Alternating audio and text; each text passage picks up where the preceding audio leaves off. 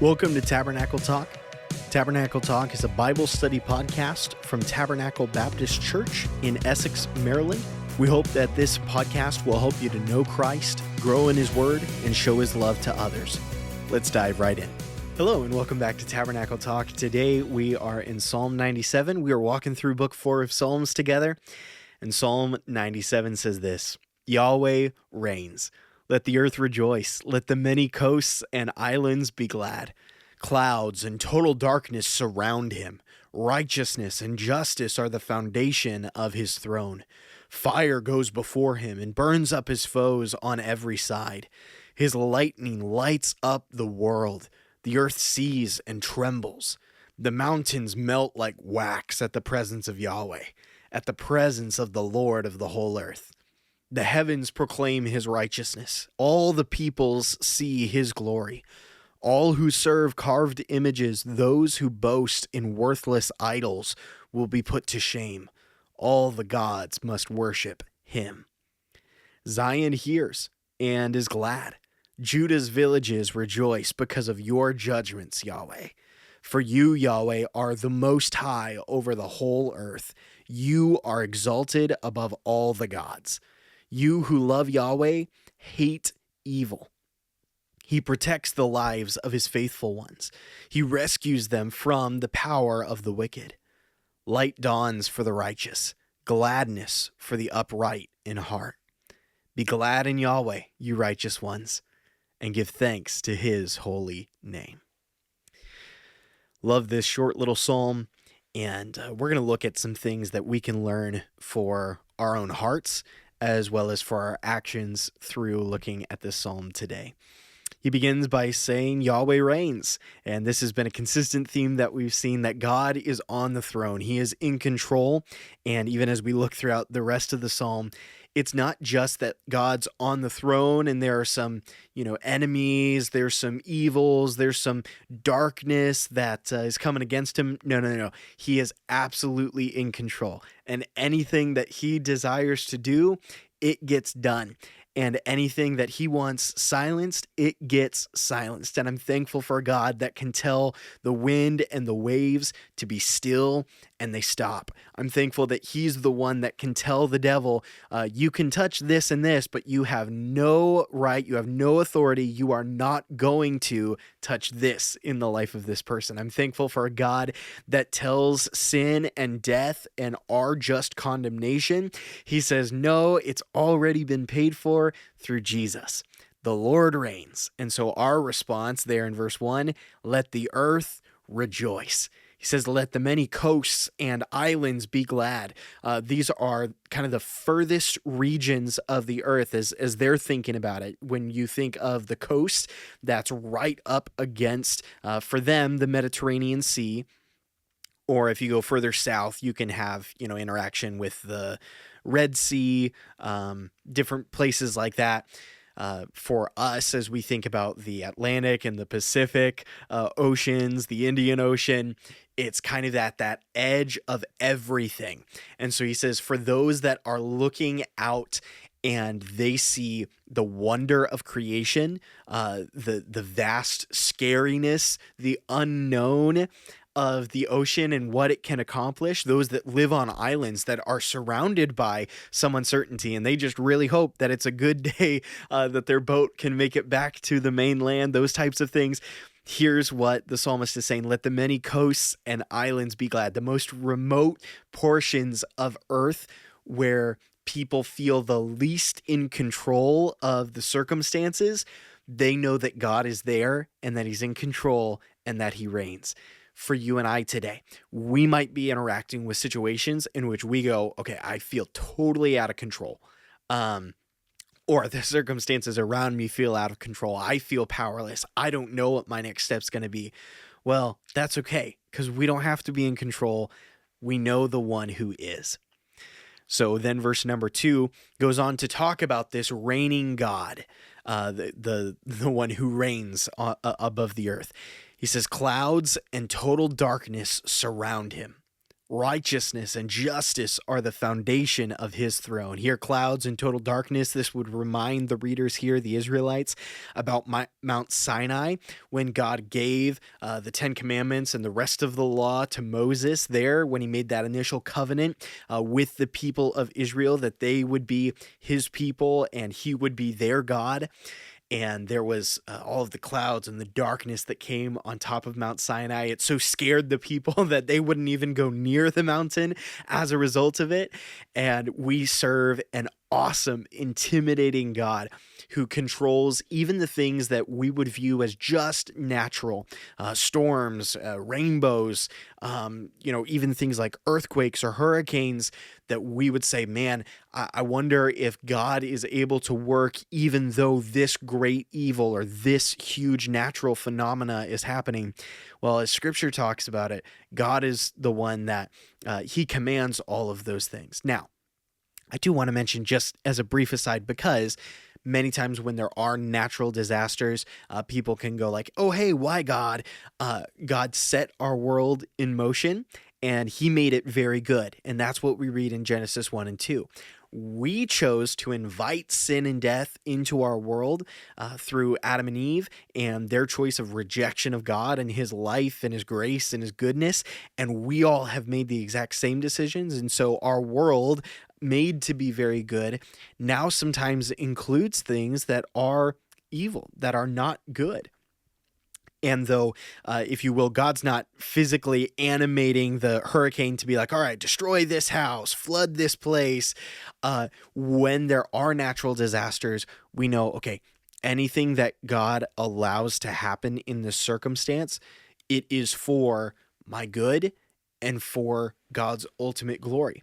And maybe that ultimate good for us and God's glory might be that we say, I recognize that the world the way it is right now, it is not home. This is not what God designed for us, and it is not the ultimate goal to which we are headed as the people of God, heading for that new heavens and that new earth. And so we might have a greater love for the future that God has and not be as tethered to the here and now as a result of difficulties and hardships. It might be, as has happened many times throughout human history, that as God's people respond to disasters with God's love and provision and care for those that have been hurt or harmed or are grieving, that then those people, as they see Jesus living through Christians, they choose to believe in and follow the Lord because they have seen that he is real in his people. And so that might be a way that God, that people's good and God's glory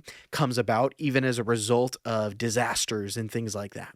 So thanks for that little tangent. I just wanted to mention, as we think about suffering and human evil in the world, all of that, wanted to give a little frame of reference. End of verse number 2, righteousness and justice are the foundation of his throne, that God does what is right, and he will always do what is right. And if for a moment it feels like, okay, God, this doesn't really feel equitable, this doesn't feel just, wait on it. Because God is the one who he will leave no wrong unpunished. He will leave no right unrewarded. And as we get closer and closer to eternity, that day is coming when we are fully vindicated before the Lord. And frankly, I think when we'll see how little we deserved in and of ourselves and how gracious God was to us and how great the punishment was that he laid on Jesus on the cross as a result of our wickedness and our evil. And so we can thank God for his righteousness and his justice, that it was met out on Christ, and all of the grace, the things and mercy, the things that we don't deserve, all of the wonderful things that we do deserve. I misphrased that, but I think you guys get it. Righteousness and justice are the foundation of his throne. God's not just like righteous or just when it suits him. He is always righteous and just. Verse number 3, fire goes before him and burns up his foes on every side. That God's presence is described in the book of Hebrews as a consuming fire. And we read through that now several months ago, that often when we think about fire, we can very often think about hell, about Gehenna. And there's a lot of reasons for that, many of them taken directly from Scripture. But God's own presence is so often described as fire. And it is in interaction with God's presence that we either come forth as, gold, silver, and precious stones, like we read about in 2 Timothy chapter 2, or that the actions of our life are just burned away. They're nothingness because we did not live for the Lord. Verse number 4. His lightning lights up the world. The earth sees and trembles. The mountains melt like wax at the presence of Yahweh, at the presence of the Lord of the whole earth. That God is so incredible. And right now, in my human understanding, I'm looking forward to the day that Jesus returns in power and every eye sees him, as we would read about in the book of Revelation, and they are amazed at this incredible God and all of his saints with him as they descend, and as Jesus wins the battle and is victorious over this world's wickedness and evil and Satan. But I think it's going to be an intensely terrifying moment as we see God, Yahweh, the Lord of the whole earth, Jesus Christ incarnate, as he executes God's final justice on the world. Certainly, we too, like the mountains, we will melt like wax. We will be so in reverent fear of him and in awe of what he is able to accomplish as the Lord of all. Verse number 6, the heavens proclaim his righteousness. All the peoples see his glory. Here, the heavens, this is where the spiritual beings live. And then all the peoples, that's all the, if you will, the physical beings, the physical children of God versus kind of the spiritual children of God that are in the heavens, the angels, those that are the particular creation of God in the realm where he is. So the skies above and the spiritual beings, they proclaim how righteous God is. You can think to Isaiah 6 and over in Revelation 4 and 5 at the angels encircling the throne of God, saying, "Holy, holy, holy is the Lord God Almighty. The whole earth is filled with his glory." And that's what the end of verse 6 says, and all the peoples see his glory. We see who God is in light of his word, in light of creation, in light of the person of Jesus Christ and what he did for us. All of those things tell us about how glorious, amazing, magnificent God is. Verse number 7, all who serve carved images, those who boast in worthless idols will be put to shame. Those that live their lives for Buddha, those that live their lives following Muhammad, those that live their lives for material wealth in the here and now, those that are living for their 401k, those that live their lives for a particular sports team. Every false god and false idol, everything that commands your attention and your words and your finances, those things that you obsess over or that you rely on for your ultimate security in your life or your ultimate purpose in your life. All of those that follow after false gods, they will be put to shame when they see the real God. And in fact, verse number 7 ends, all the gods must worship him. All of the angels, all of the spiritual beings, both those that already worship him and those that right now are living in rebellion against him, they will one day bow the knee before Jesus Christ, the Lord. Verse number 8, Zion hears, that's the people of God, that's Jerusalem, it's Israel. They hear about God and what he's coming and what he's doing, and they are glad. Judah's villages, this would be, from the tribe of Judah, and certainly in light of Jesus, it makes this even more meaningful. His family, according to the flesh. Judah's villages rejoice because of your judgments, Yahweh. That when God returns and when he makes all wrongs right and when he finally subdues every demonic being and when he is victorious over all other gods, when he establishes his final rule and throne and reign, we are going to be thankful for his judgments because they're not judgments, if you will, against the people of God, but they are for us. It's on our behalf that sin and death are cast into the lake of fire, never to be seen again, and we will never be troubled by them anymore. Verse number 9, for you, Yahweh, are the most high over the whole earth. He is El Shaddai. He says, you are exalted above all the gods, above all of the Elohim, the spiritual beings. God, you are in a league all of your own. No one rivals you. Verse number 10, you who love Yahweh. So I assume if you're here in the podcast 14 minutes in, I'm assuming you love God. You who love the Lord, hate evil. Do not pursue the words and thoughts and actions and attitudes and emotions that are indicative of darkness and of evil and of rejection of God's character. Instead, choose love, joy, peace, patience, long-suffering, gentleness, goodness, faith, meekness, and self-control. Embrace God's character. Embrace the Jesus way. Embrace, instead of demanding on your own way and your rights and your intelligence and everything that you deserve, instead say, I am thankful to be a child of God, and so I'm going to forgive as I've been forgiven. I'm going to give as God gives to me. I'm going to love because I am entirely loved by the Lord, and I am going to share Jesus with others because I have been given Jesus. You who love the Lord, hate evil.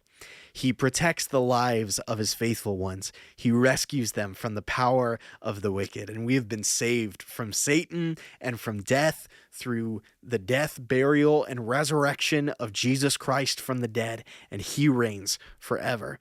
And he protects us, that we are in his hand and he is in the Father's hand, and no one is able to pluck us from his Father's hand. Verse number 11, light dawns for the righteous. That there is a bright day coming. There's going to be a great day. Gladness dawns for the upright in heart. When we turn our attention to Jesus and to the Lord and to what he wants, that can cause some joy in us. That sparks some happiness in us when we realize who really wins. Verse number 12, be glad in Yahweh, you righteous ones, and give thanks to his holy name. Today, in light of the fact of who God is, in light of his glory, in light of the fact that he is sovereign and in control and that we don't have to fear, in light of the fact that he will conquer all evil, that every false god that people have worshipped, they'll think that they were stupid for not believing in God instead.